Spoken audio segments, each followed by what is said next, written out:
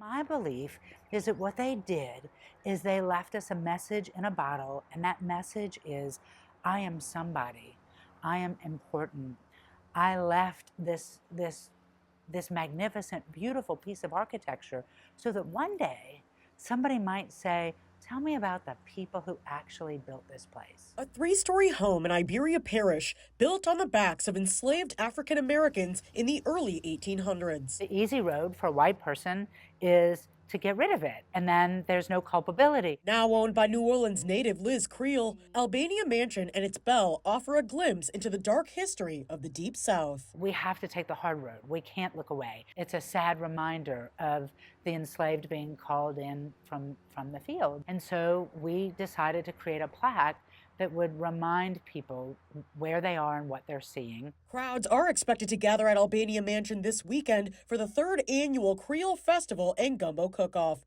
Liz hopes anyone coming to the festival remembers that the property represents so much more than what they see today. Think about that three-story spiral stairwell inside that was made in France and shipped over by boat and then shipped up the Bayou Teche to become the centerpiece of this house.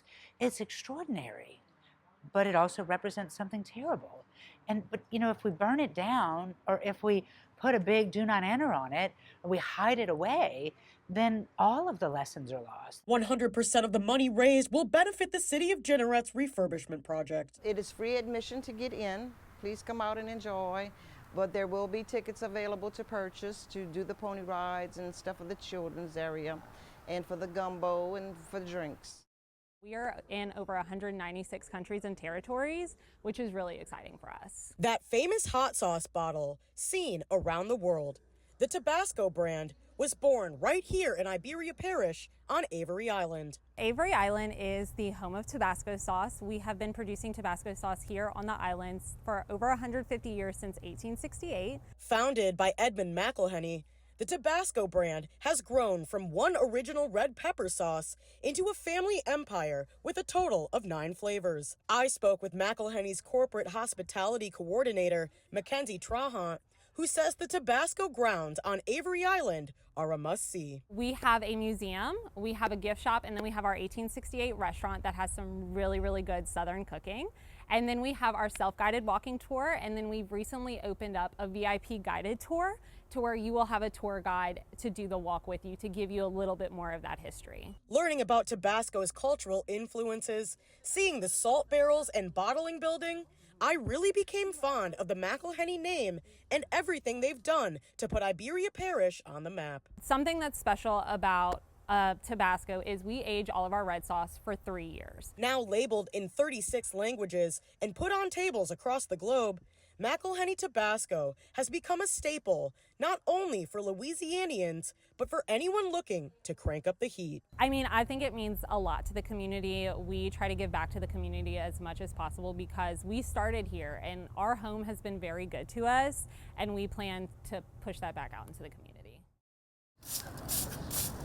You know, although Martin Luther King is a phenomenal man, but I feel like we'd help expand his legacy if we be more inclusive too of a lot of the other great people who were also fighting. In order for us to get from where we are to where we need to be, we need to know where we came from. For many, Black history is synonymous with racism, oppression, and hard times. We have a lot of things that we need to bring to that round table and openly talk about that a lot of people don't like to talk about, because I realize the conversations are a bit much for a lot of people. For New Iberia's Carl Cooper, in order for us to really go forward, we have to bring some of these topics up for discussion. Black history also means Black excellence. We have a variety of different books. One, Undefeated, I like this one. I usually have this one up at the top right here. Right here we have Dr. Sebi, which he's a legend. The president of Kenya, Jomo Kenyatta.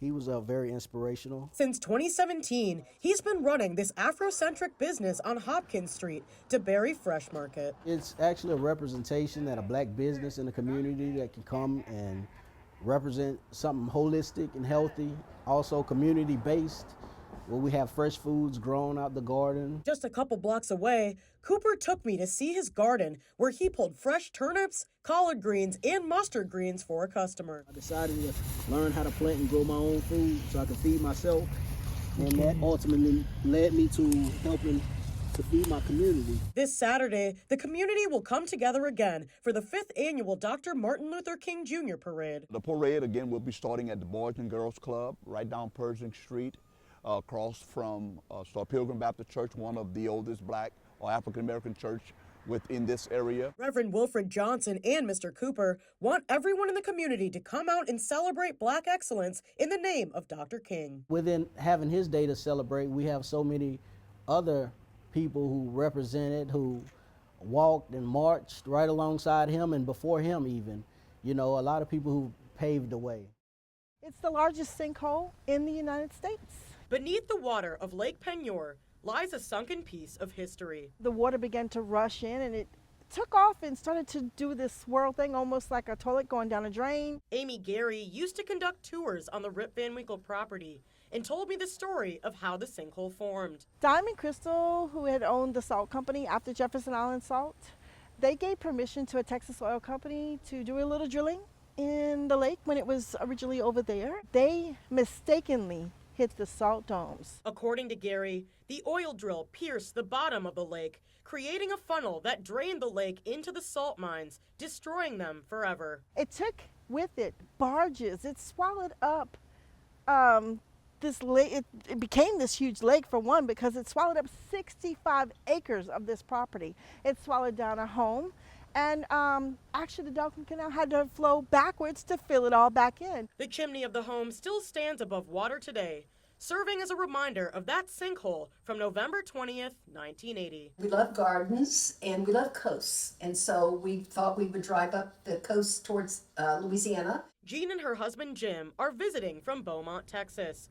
This is their 3rd overall visit to Rip Van Winkle, and on the 44th anniversary of the sinkhole, they've decided to extend their trip another night. It's really cool to see how a freshwater lake turned brackish because of an error of mankind, and but all of this, you know, flora and fauna has been preserved through the gardens, so it's just very exciting for us to see. Right. Don't you think? I agree.